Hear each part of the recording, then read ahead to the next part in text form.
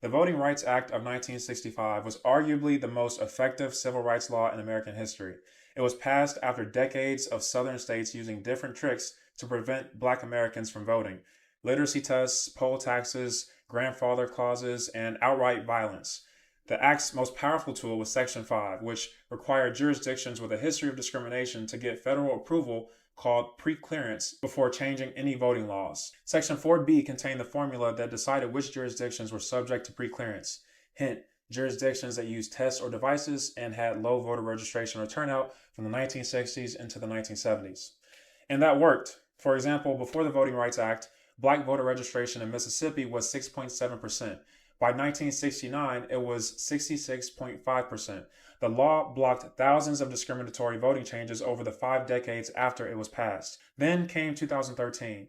In Shelby County versus Holder, the conservative justice on the Supreme Court gutted the Voting Rights Act by striking down Section 4B, the formula that determined which jurisdictions needed federal oversight. And without the formula, no jurisdictions can be selected for preclearance.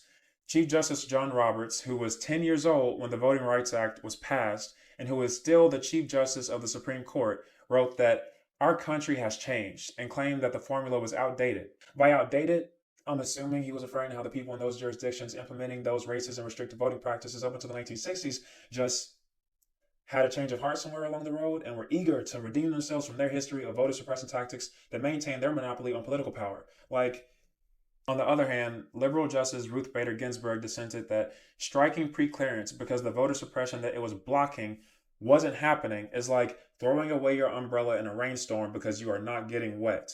Within 24 hours of that decision, Republican controlled Texas implemented its previously blocked voter ID law, and Republican controlled North Carolina quickly followed with what a federal court later called legislation that, quote, targeted African Americans with almost surgical precision. And since Shelby County v. Holder, restrictive voting laws have continued to pour in.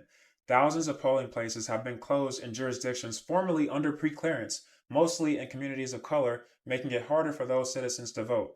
Counties with a history of voter discrimination purge registered voters from the rolls at much higher rates than other counties, often with little notice to voters who show up on election day only to be told that they're not registered. And all this brings us to today, where the Supreme Court has chosen to take up a case that will likely lead to them striking down Section 2, which is meant to protect minority voters from race-based gerrymandering.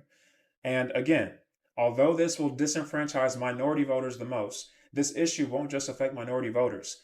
Politicians using these tactics abuse the power given to them by their constituents and prioritize growing their own power over making life better for the communities that vote them in.